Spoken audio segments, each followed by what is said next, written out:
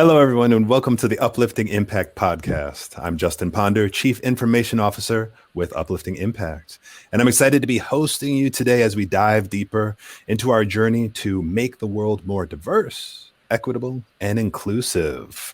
I'm excited today to have with us for a little chat, a little fireside conversation, both Deanna Singh and Tamyra Washington Ramsey, who will introduce themselves in just a moment. So let's start off with Deanna Singh. Hi. Hey, everyone. Hey, Justin. Hey, Tamyra. I'm so glad to be here with you. My name is Deanna Singh, and I'm the Chief Change Agent here at Uplifting Impact. I love being able to have conversations about inclusion, like love. But the only thing I really love more is when I get to do that with Justin and Tamyra. So very excited to be able to be here with you and to kick our podcast back off again. And hi, everyone. My name is Tamyra Ramsey, and I am the Diversity, Equity, and Inclusion Associate Consultant here at Uplifting Impact. For those of you who are not familiar with me, I'm really excited to be joining you all this season on the Uplifting Impact podcast. And I'm super excited for you all to learn more about me and to work alongside Deanna and Justin on this new season. So hello. Thank you for having me. And of course, if we could, through the powers of technology, we would take a moment and have you all out there introduce yourselves. But unfortunately, we can't do that. But we'd like to say hello and welcome. And we're so glad and excited that you're here.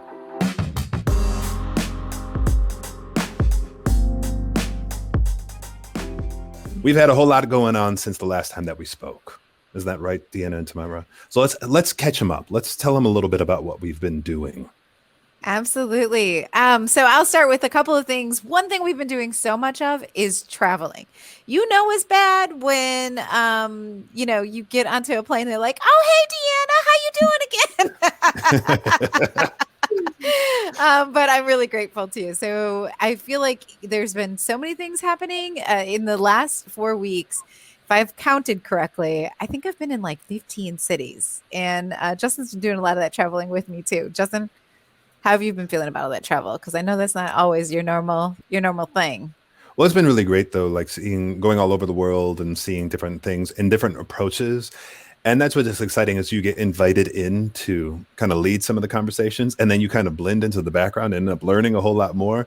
So we're invited and we're really excited and honored to be able to go in and provide training, to provide insight, to share what we've learned. But the best part about it is doing a whole lot of the learning and seeing where different people are and their DEI journey in all the different things they're doing, and seeing how it's like differs from different places, in different industries, in different sectors, in different parts of the country, in different regions. So that's been very exciting. But also beyond jet setting all over the place and going in person, we've had all sorts of exciting opportunities that have happened virtually as well.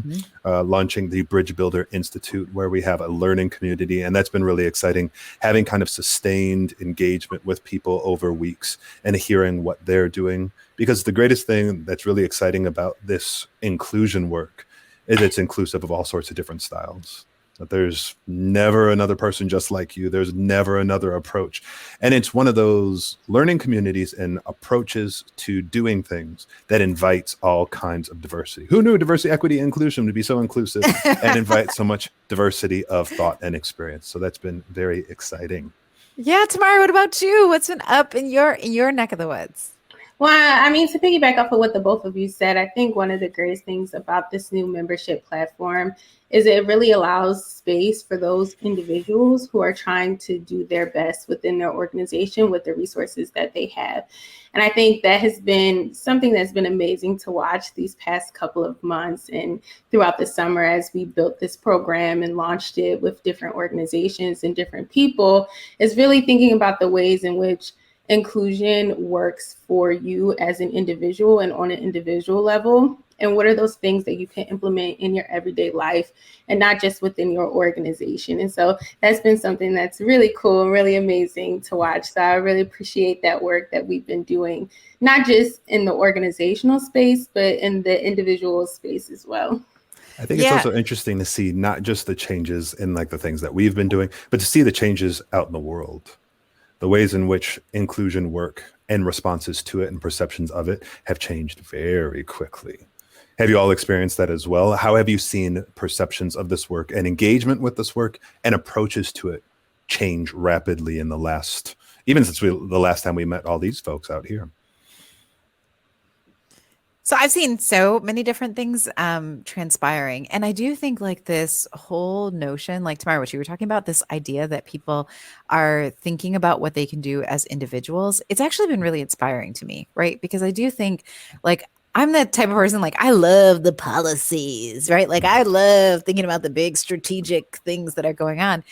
But I also really love being able to talk to individuals one to one, like people who are leading their teams or leading their families or right leading in their organizations, like figure out, oh, wait, I'm part of the solution, right? And this is how I can be part of the solution. And so that's been like really fun. And I think, you know, one of the things that we have been doing is we've been talking a lot about micro inclusions. So that's been kind of neat too, right? Is that like taking it not just from the organizational to the individual, but also from the like really big to the micro. Like what are the micro things that people are doing, and watching people do those things and then build their momentum has been awesome.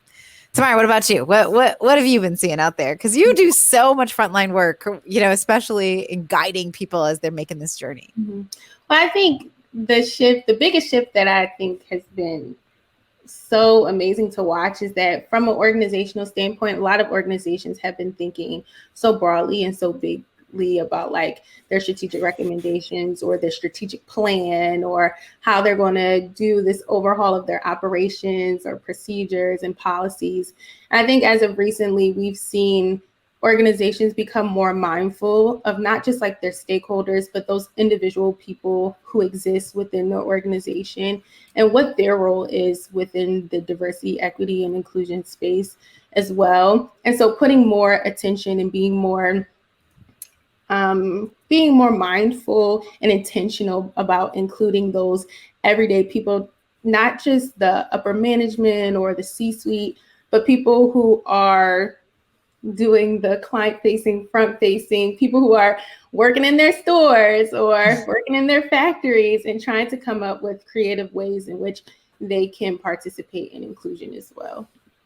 Well, I know that's all the really fancy, cool, professional stuff that we've been talking about. But what about some of the fun stuff too? Because people like to, because they see us, they see our heads, they see us talking, they see all these great ideas coming out. But they're also, it's interesting the questions that we get where it's like, what's life like behind the scenes? Like, what are the personal things that you all are doing? So what have you been doing for fun? We'll go Deanna, Tamyra, and then I'll throw in my 2 cents because I'm the least fun out of all of us. That's not true, what do you do to have fun? I said, nothing. I'm suspicious of fun.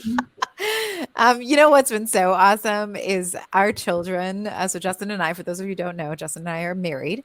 We have 2 boys. They are Zion and Zephaniah. They're 10 and 14 years old right now. And they are actually in Rudolph the Red-Nosed Reindeer. And it is so cute. They're in a professional theater company called First Stage Milwaukee, which we are big fans of. If you're in the Milwaukee area, please go and check them out. They have an amazing seasons every single year. But the children are performing in this show. And one of them is an elf / reindeer. The other one is a snowkin / elf. I feel like / something else. But anyways, they're on the stage a lot and they're part of the ensemble. And so it's been so fun because Justin and I think we've been to like, what, maybe 10, maybe a dozen shows already. We probably have like 10 more in our future. And we sing the songs all day long. all day long. Cannot get it out of our head. But what I will tell you is that even though like, you know, that's been, you'd think like Rudolph the Red-Nosed Reindeer, like how could that ever be about diversity, equity, inclusion? Just what's the one line? We were talking about it just this morning. Oh, yes. Yes, we were in San Francisco. Oh, no, we're not San Francisco. We were in Palm Springs. That's right. We had an awesome time with ASAE, the American Society for Association Executives. They had an awesome summit on conscious inclusion. So shout out to all of those folks. But we were there about ready to go in. And we found ourselves singing the song that Hermie, the elf who wants to be the dentist, and Rudolph sang. That's called We're a Couple of Misfits. And there's a part where they said, who decides the test of what is really best? And I was like, Deanna, I'm like, are they talking about reevaluating performance reviews, hiring criteria, and mentorships? Because if you think about it, it's the elf who wants to be a dentist. And everybody's like, you're awful at what you do. It's like, no, I'm different. And Rudolph, it always strikes us. We're like, what is the motivation that all the reindeer, and Santa included, says, obviously Rudolph, we can't do anything with him because his nose glows. I'm like, wait, it's just different. And so that line of who decides the test of what is really best. And then at the end, the misfits save the day. The dentist saves them from the bumble, and the Rudolph shiny nose saves Christmas. Inclusion works even in our cartoon retelling of Rudolph the Red-Nosed Reindeer. So so that's been like our fun thing, but also I think, generated a lot of conversation even with our children about what it feels like to be excluded and like what it feels like to be included. So that's what I've been doing for fun. I think that's so funny. I feel like every time I talk to the both of you, you can find an inclusion message out of like my dad's a pastor, so he does that all the time. Like I'll be washing dishes and he'll be like, "This make a good sermon," and I feel like y'all do the same thing.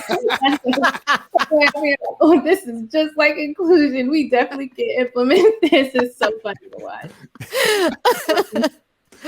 So what's been fun with you, Tamyra?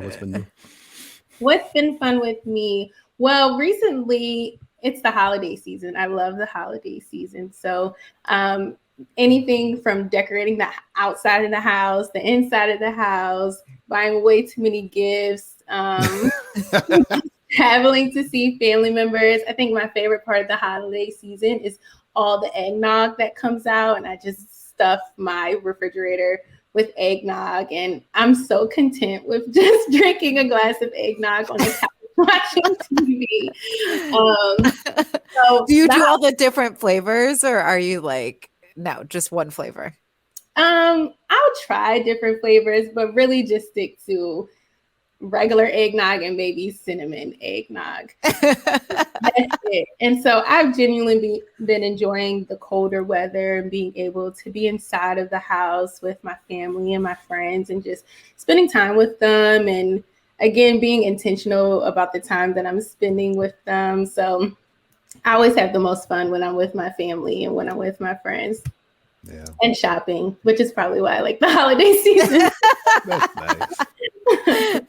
Well, I let you all go first so I could buy myself some time to think of the fun stuff I do. And it's not all that fun, but I enjoy it a lot. Like all that practices and performances that the kids are in for Rudolph, I do like the transportation, and I like it quite a lot. And I think I learned quite a lot about inclusive leadership as well, because you're in the car, there's nothing going on, and if I stay quiet long enough and don't fill up all the space with my ideas and what I want, they reveal some pretty profound things, and I learn a lot. So taking a moment, leaving the space for people to fill in with their ideas has been really educational for me, and I've learned quite a lot. So yeah. All right, so Tamyra, we know you. We know how awesome you are. We know all the great stuff that you're doing. But why don't you tell the rest of the folks out there a little bit more about you and why the rest of us love you so much? Yeah, of course. Well, like I mentioned earlier, my name is Tamyra Ramsey, and I am the Diversity, Equity, and Inclusion Associate Consultant here at Uplifting Impact, which means I have the pleasure of working with Deanna and Justin and working alongside them and all the awesome things that we do here. Just a little bit more background information on me. I graduated from George Mason University with my bachelor's in biology, which seems like it has absolutely nothing to do with the diversity, equity, and inclusion space, but that's kind of how life unfolds sometimes. When I was there at George Mason, I actually had this amazing professor. I would take her classes for the rest of my life if I could. That convinced me to pick up African American studies as part of my degree. And so taking those classes and being there with the students who I was working alongside in independent studies and just being in those classes, it really changed the trajectory of my life and what I saw myself doing long term and the impact that I wanted to have in the world.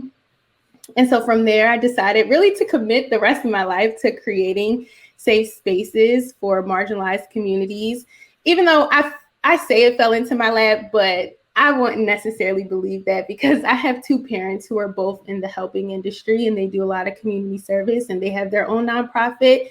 So I feel like helping people is in my blood, and I would eventually fall into a role similar to what I'm doing now. Eventually, no matter what I thought I wanted to do with my life, than me since I was a child. And And so that's kind of what brought me here to Uplifting Impact. And so since then, I received my professional certificate in DEI from the Wisconsin School of Business. Shout out to Justin and Deanna for teaching an awesome class and an awesome certificate program.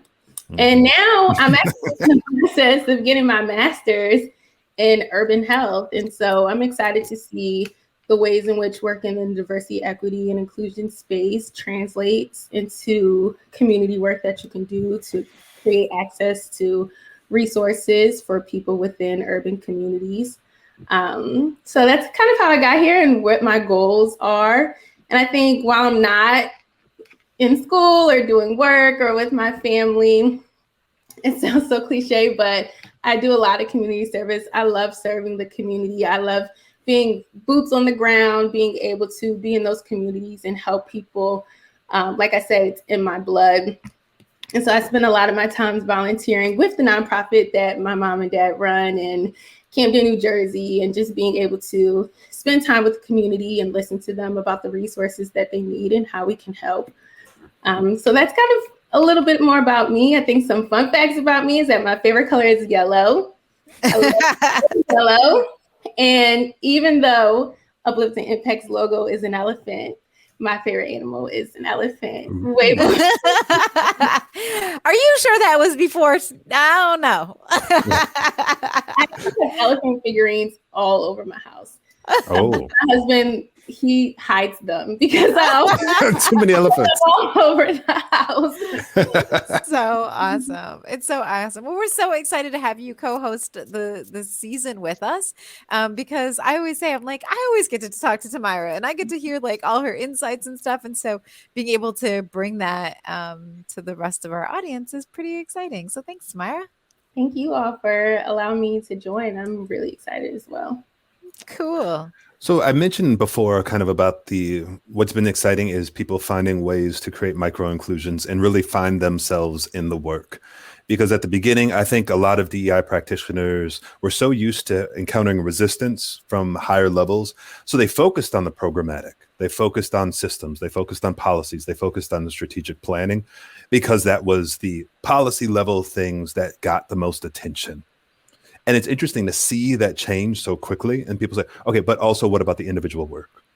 Where like, I think a lot of the people that I talk to, even on this podcast, were at the beginning like, yeah, there's a lot of pushback and a lot of resistance to focusing on individuals and how this work impacts them because it's seen as too soft, too vague, too amorphous, too mushy, and too emotional. It's not respectable, it's not professional, it's not business. But it's interesting to see how much that has changed and people emphasizing, wait, I want to learn about the micro inclusion. Wait, I want to learn what it means to be an inclusive leader. So it's not just about the big policies. So the question that I have for you folks is, what do you feel like your area of expertise when it comes to micro inclusions is?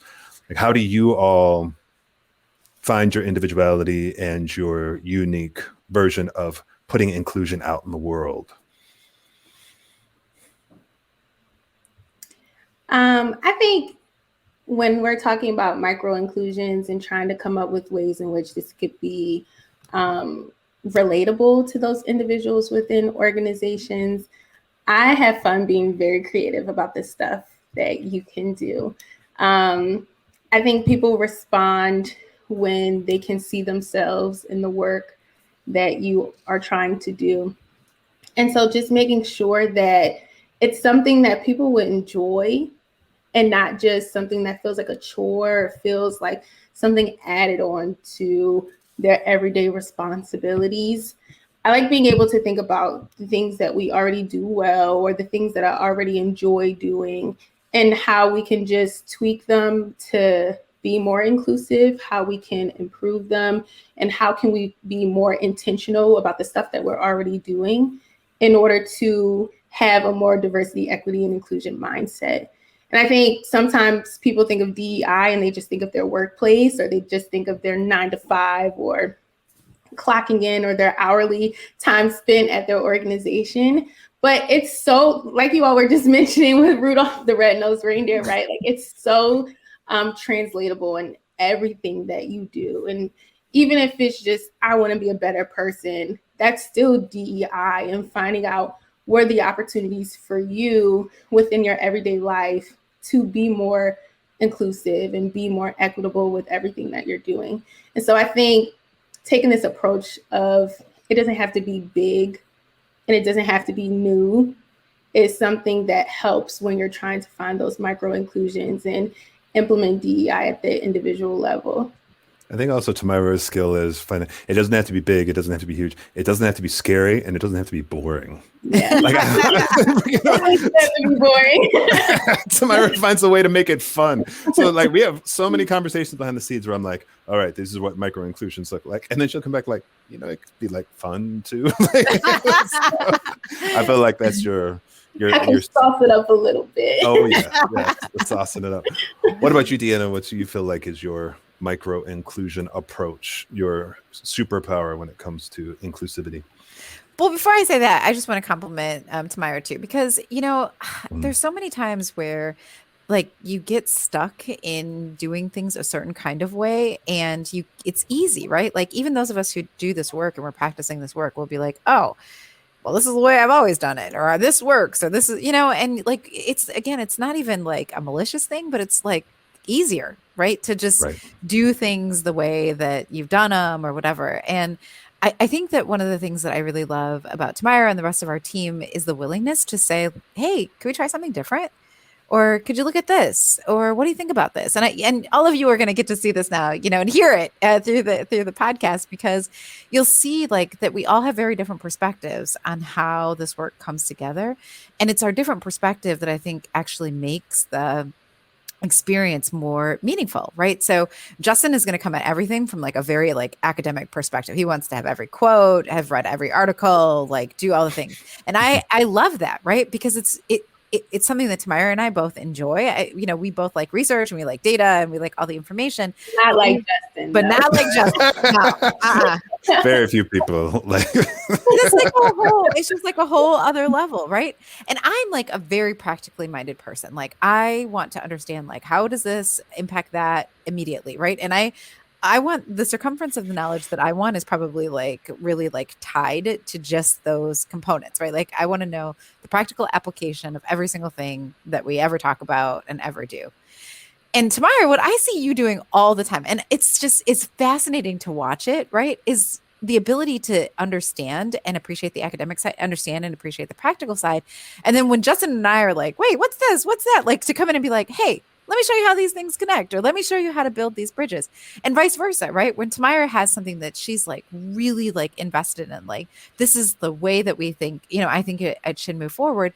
She opens up and says like, okay, but Justin, how would you add some of the academic, right? Like, so it's really cool because not only do you help facilitate it, but you also like invite it into your own thought process. And I like, as a team, I almost like love those moments where I'm just like watching it as a fly on the wall, like, ooh, how's Tamyra gonna make this what'd you say, saucy? How's Justin gonna make this academic? Wait, where can I put some practicality? And you know, that we have a lot of fluidity. And what that's helped, at least for me personally, I think what that's helped is it's helped me grow and helped me learn more than I could have ever learned by myself. And so what's my superpower? I don't know. I'm not sure that I have one, but I think that one of the things I try to do is not only like build those bridges, but also when they're being built, like recognize them and try and elevate them.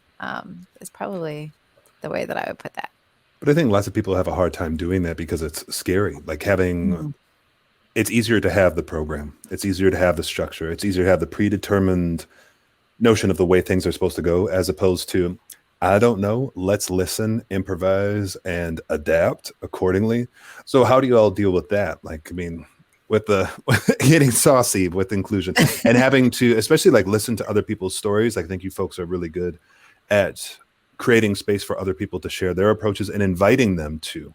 But why is that so important? Why is that better than, why is listening to other stories, other perspectives, why is that better than, oh, I've got an idea, let's just go ahead with it? Because it's so much easier. What would you say, Tamyra?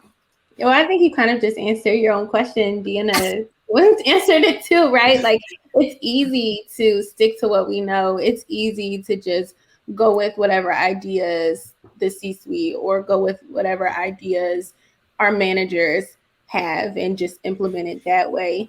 But the truth is like, there aren't the only people who have to be participating in the work that we're doing within our organizations. There's so many different people behind the scenes and so many different people involved.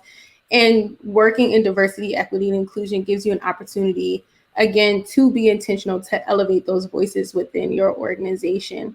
Because if you try to implement something that no one can see themselves in, no one understands where these ideas came from or how these conclusions were made, like, you won't have any buy-in. People will not like it. You'll have so much resistance. And being able to include other people's voices and just them being able to see that their ideas were at least listened to, even if they weren't implemented, and even if we didn't elevate the idea, just knowing that my voice was heard and that they listened to me and they created a space for me to share my thoughts and my feedback and my opinion. It just does wonders for an organization, and it does wonders for their initiatives, because people will be excited about them, opposed to feeling like this is something that was imposed on them from the top down. And then what do you do? And this is for anyone to jump in. What do you do with, because oftentimes with that scenario of like listening, we imagine listening to those who are ignored, those who are marginalized, those who are usually not listened to. But what about those who have the perspectives that grind inclusion to a halt? What place do they have? Because that's the hardest listening to do. Like the people that we talk to, like, oh, I understand having contradictory and inconsistent perspectives from all over the spectrum. I understand trying to take all kinds of opinions and bring them down. I understand it's complex. I understand it's confusing. I also maybe know how to use different avenues of feedback to bring in people from groups who've been socialized not to share those ideas. But what about the other group? There's maybe like a third group, about those folks who are completely fine and confident with voicing their opinions that are difficult ones to hear, who believe that inclusion work is compromising quality, compromising value, undermining the organizational mission and its success. What do you do when it comes to listening to those perspectives, and what role do they play? I think those are some of the most important perspectives. I mean, Tamyra and Justin and I, we've talked about this, right? Like, there are so many times where when we find somebody who's like in opposition or has some resistance, like that's the person we want to talk to the most and want to listen to the most, because I think that they're the ones who help us understand like where the challenges might actually exist. And so often what is at the core of that are kind of like a couple things, like, and please feel free to add, but I think one of the big things is like, does this mean I'm going to be excluded? Do you know what I mean? Like, am I not important? Or like, and it's not, that sounds very selfish, right? But it's not really selfish. It's just more like, I don't see myself. I don't know. Like, this is just for people who are over there. And so there's like this or thing, like if you help them, then you can't help me, or I'm not going to benefit. I assume it's a zero-sum game sort of thing. Exactly. Right. Mm-hmm. And so I think that that's really important, because once we understand, if we know that that's the case, then we can help them understand that, like, what is one of the things that we do with every single thing that we recommend to people?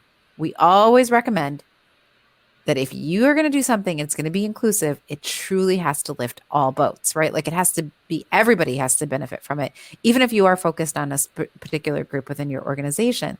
And then once people like understand that and believe it and see like the examples, they're like, wait a minute. Okay. So now we're talking about something, and it's not just those people over there. Like, it's all of us are going to benefit, right? We get way more buy-in.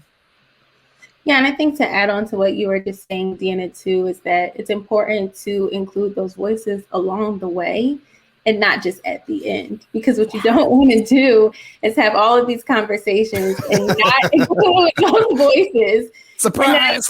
And you're showing everyone what you came up with, and you're met with even more resistance because they have no idea where these ideas came from and who came to this conclusion and what these strategies are even supposed to mean. And I think being sure that we're including everyone's voices along the way to address those concerns and to make sure that we're all on the same page and we're hearing everyone's perspective is important. So when we get to the end and we come up with our great strategies and our great initiatives, everyone knows how we got there, and there's no confusion on how these conclusions were drawn and why these are the things that we're working on within our organization. And I love that creating an inclusive space for all different kinds of voices and providing some of the feedback and some of the reasoning and the thinking, which is what we're trying to do with this podcast as well. We're trying to give people kind of the insights behind the scenes, a peek behind the curtain. Because, we have like LinkedIn articles, we have all these other things, we have all these other ways for you to engage with us, which are maybe a little more polished, and you see the result, you see the product. Well, what's great about these conversations is you get to see the process. You get to see us not coming in with fully formed ideas. You get to see us having a conversation and building on each other and building things together. And also, it's really fantastic having opportunities for us to have these conversations, but then all the listeners and all you folks out there also joining in on the conversation, the ways that you reach out to us, connect with us, and it informs what we do. So it's this conversation back and forth. And that's what I really enjoy about this podcast and why I find so valuable about all the engagement with you folks out there. Awesome. Well, thank you so much. This has been so fun to be able to connect with everybody and to do this together. We spend a lot of time, the three of us and with the rest of the team, working on things, but being able to do something that's community facing is pretty awesome. So thanks for joining for that too. Yes.